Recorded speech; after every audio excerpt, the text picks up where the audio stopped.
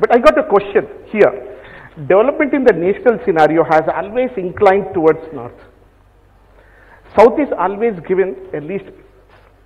Likewise, in Hyderabad, the development trend over the years have been toward the west of Hyderabad. Why not east? Especially in terms of IT. Is there any different side of the Hyderabad that we can look forward for development? Absolutely. In fact, I will tell you one thing, कि हैदराबाद अगर all round development नहीं होता है, it will be a grave injustice to all of our children and all of our future generations. मुझे याद है जब मैं स्कूल में था, अगर शॉपिंग करने के लिए कहीं जाना होता, अगर बाटा जूते खरीदने होते तो हैबिट्स में ही मिलते, आपको कहीं और नहीं मिलते। एक ही जगह था, वो चिरागली लेन, वो हैबिट्स वाला मेन रोड, वही चेरमास, वही वेयर हाउस, वही जॉन्स बेकरी, वहीं पे पूरा धंधा चलता था, एक हैबिट्स से लेकर कोटी तक। हाँ जी। पूरा हैदराबाद में और कहीं शॉपिंग नहीं था। पर आज आप देखो, हैदराबाद में चौ तरफ आपको हर जगह आपके पास शॉपिंग है। अगर आप कुत्तापेट भी जाते हो, हमारे दयानंद साहब वहीं से आर के पुरम से, वहां पे भी आज खूब सारे शॉपिंग है। आप वहां चले गए एलबी नगर, और वहां पे भी शॉपिंग है, दिलसुख नगर शॉपिंग है, यहाँ पे कुकटपल्ली आ जाओ शॉपिंग है, हैदर नगर है, पटानचेरू तक है। अगर इधर चले जाओ तो उप्पल, एएस राव नगर, मतलब decentralized economic activity has improved. By and large, business today is not confined to one area. Core city जो MCH थी, जिसमें जो हमारे पुराने बेगम बाजार, चिरागली लेन, कोटी, ट्रू बाजार, जितने भी हमारे व्यापारी थे वहीं पे थे, आज वहीं तक सीमित नहीं है। आज हैदराबाद पूरा बिजनेस तो हर जगह फैला हुआ है। उसके बाद after that if you look at it, there are certain sectors which have preferred certain parts of the city. For example IT का आपने जिक्र किया, तो आईटी ज्यादा कॉन्सेंट्रेटेड वेस्ट में है। उसको डिसेंट्रलाइज करने के लिए फिलहाल मतलब हाल ही में हमने एक पॉलिसी लाया गवर्नमेंट की तरफ से, जिसका नाम है grid, growth in dispersion. Growth in dispersion का मतलब यह हुआ कि हम लोग ये चाहते हैं कि आईटी ना सिर्फ वेस्टर्न पार्ट तक सीमित हो जाए, बल्कि वो पूरा हैदराबाद में फैल जाए, मतलब नॉर्थ में भी, साउथ में भी और ईस्ट में भी। और इसके लिए हम लोग एडिशनल इंसेंटिव दे रहे हैं।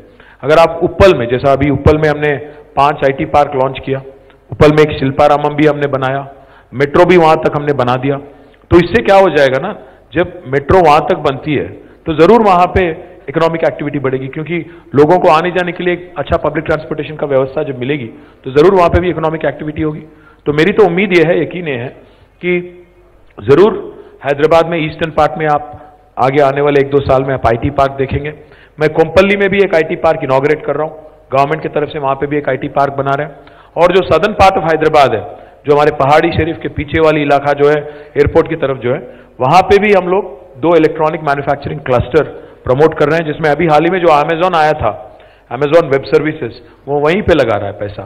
तो मैं आप सभी लोगों से कहना चाहता हूं, we are committed to 2 things.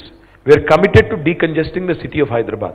उसके लिए 2 चीज करना जरूरी है, एक तो डिस्पर्शन में ग्रोथ होना चाहिए, और दूसरा हम लोग एक नया पॉलिसी भी लाए हैं। इसमें अगर कोई रियल एस्टेट डेवलपर है तो मैं आप सबसे कहना चाहता हूं, हमने एक इंटीग्रेटेड टाउनशिप पॉलिसी भी हमने लाया, जिसके बारे में मैं 2 शब्द कहना चाहता हूं। क्या है इंटीग्रेटेड टाउनशिप? इंटीग्रेटेड टाउनशिप का मतलब यह है कि अगर आप कोई टाउनशिप बना रहे हो तो उसमें लिव, वर्क, लर्न, प्ले, इस सारी चीजों का सुविधा होना चाहिए। एक टाउनशिप सेल्फ कंटेन्ड होना चाहिए। तो इसको हम लोग प्रमोट कर रहे हैं पूरा आउटर रिंग रोड के चारों तरफ। तो आउटर रिंग रोड के 5 किलोमीटर बाहर अगर आप टाउनशिप अगर बनाओगे, तो anybody who can't afford a villa or a flat in Hyderabad, they can go there and live there, and they can commute either inside the township, or if they have to commute into Hyderabad also, they can come and go. So idea is to decongest the core city, create counter magnets around ORR, so that this core city is decongested and people also have better quality of living. So these are the 2 things I am very confident about, which will improve, the growth all around Hyderabad. And if you look at life sciences also, आज हैदराबाद पूरा दुनिया का vaccine capital है। आज हम लोग corona के time पे हैं, बहुत सारे लोग वैक्सीन की बात कर रहे हैं। कल प्रधानमंत्री और मुख्यमंत्री जी भी बात कर रहे थे वैक्सीन के बारे में। आज शायद पता नहीं कितने लोगों को यहाँ पे पता है, हैदराबाद आज दुनिया का वैक्सीन कैपिटल है। पूरा दुनिया में जितना वैक्सीन बनता है उसमें से 1/3 हमारे यहाँ बनता है। अगर आज दुनिया में कहीं भी एक बच्चा अगर उसको वैक्सीन शॉट दिया जा रहा है, उसमें 1/3 चांस है, 33% चांस है कि वो हैदराबाद में बना हुआ होगा। सो इतना मतलब चुस्ती से हम लोग आगे बढ़ रहे हैं वैक्सीन और बायोलॉजिकल बायोटेक एरिया में भी और फार्मास्यूटिकल्स में भी, लाइफ साइंसेस, आईटी और aerospace in industry. I see a great future and electronics for these industries in Hyderabad, in and around Hyderabad. और बाकी ट्रेडिशनल बिजनेसेस तो हैं, but these 4 things I am very upbeat about. So I'll take the cue from for the next question from this point, sir. So you were talking about decongestion in Hyderabad and decentralized development across Hyderabad. So this is the city scenario. Do we take this in the state scenario as well? ఎప్పుడు urbanization గురించి మాట్లాడుతుంటాము, Hyderabad సెంట్రికే మాట్లాడుతుంటాము. So మీ విజన్లో తెలంగాణ మొత్తంలో కూడా decentralise development, decongestion from అంటే హైదరాబాద్ నుంచి ఎక్కువ pressure పడకుండా వేరే దగ్గర కూడా డెవలప్ కావాలి అన్న మీ విజన్లో భాగం ఉందా? Part B of the question.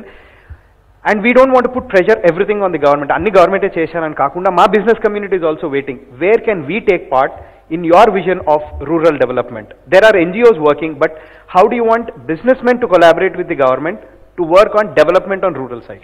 Kaushik, Hyderabad in a way is a blessing to the state, and sometimes Hyderabad in a way also is a bit of a challenge, in terms of decentralizing development.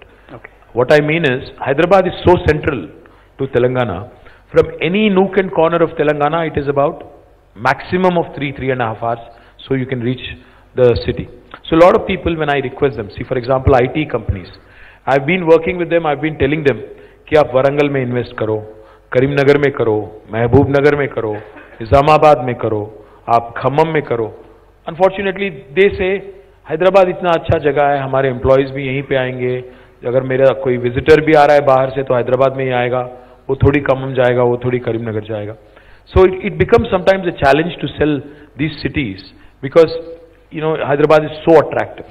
Secondly, let me point out, ये वो दिन ज़्यादा दूर नहीं है जब high speed rail network India में भी आएगा. जैसे जापान में आपने सभी लोगों ने ट्रैवल तो किया ही होगा, जापान और वेस्ट और इवन यूरोप, जहाँ पे आपको आज 1 घंटे में आपको 200-250 किलोमीटर के रफ्तार से चलने वाले ट्रेन यहाँ पे भी आएंगे. जब वो साकार हो जाएगा, then what will happen is, it does not matter. आप जब हैदराबाद में रहते हुए करीमनगर में काम कर सकते हो, आधा घंटे में पहुंच सकते हो, और करीमनगर में रहते हुए हैदराबाद में भी काम कर सकते हो, आधा घंटे में आते हो, आधा घंटे में वापस जाते हो. When that sort of a network public transportation का available हो जाएगा, साकार हो जाएगा, then this decentralization will happen at a brisk pace. But till such time, what should we do? We should promote 3 things. Urbanization को तो हम रोक नहीं सकते हैं, क्योंकि लोग तो urbanize करेंगे. हैदराबाद क्यों आते हैं लोग? Better healthcare, better education, better employment opportunities. क्योंकि हम ये तो रोक नहीं पाएंगे. हमें ये सारे सुविधाएं लोकल डिस्ट्रिक्ट्स में करना चाहिए. तो सीएम साहब का ये विजन है कि आज जैसे निम्स है यहाँ पे हैदराबाद में, ऐसे ही हॉस्पिटल हम बनाने वाले हैं हर डिस्ट्रिक्ट में. That is our goal eventually, if not tomorrow, it might take a bit of a time, but we want to do that. Better educational facilities, as much as possible decentralized. See, Warangal is shaped up into a good education hub now. Correct. Likewise, we have to ensure another 4 or 5 education hubs also. We are trying for a triple IT in Karimnagar. Likewise, we have to push more and more institutes away from Hyderabad so that Correct. better education, better healthcare and better employment opportunities are also available in districts, so that this urbanization can be stemmed to an extent. And urbanization may be a core phenomenon, a sub-phenomenon. It's called suburbanization. Now, suburbanization, so as not to congest Hyderabad, so as not to create more traffic in Hyderabad, हमें एक counter magnet Hyderabad के outer ring road के पास बनाना चाहिए, जिसके तहत क्या होगा कि आप वहीं तक सीमित कर सकते हो. Hyderabad can continue to grow. आज अगर कोई बोलता है हैदराबाद, मैं मानता हूं जीएचएमसी ही हैदराबाद नहीं है. जो आउटर रिंग रोड तक आज जो एरिया आपको दिखता है 2000 स्क्वायर किलोमीटर से ज्यादा, उसमें भी उसको हम लोग हैदराबाद अर्बन एग्लोमरेशन बुला सकते हैं. ये सारे जो आउटर रिंग रोड के भीतर है वो सारा एरिया को हम लोग हैदराबाद मान सकते हैं. तो I think we have to do suburbanization properly, ensure that better public transportation is provided, and more importantly districts में भी ऐसे अगर education और healthcare opportunities create करेंगे तो I think that will address the problem to a large extent. So would you encourage the private business owners Absolutely. to develop this infrastructure Absolutely. there? In fact, that's the thing. I think government by itself cannot do everything. In fact, public-private partnership is the only way to go forward, and businessmen will have many opportunities to invest in districts, to partner with government. In fact, townships आप बना सकते हैं. In fact, you can work with the government in creating more and more infrastructure on multiple fronts. So without a question, yes, that is the way forward. My name is Harshali Kukre. I am from Maharashtra, Nagpur. Please subscribe, share and like Real Estate TV.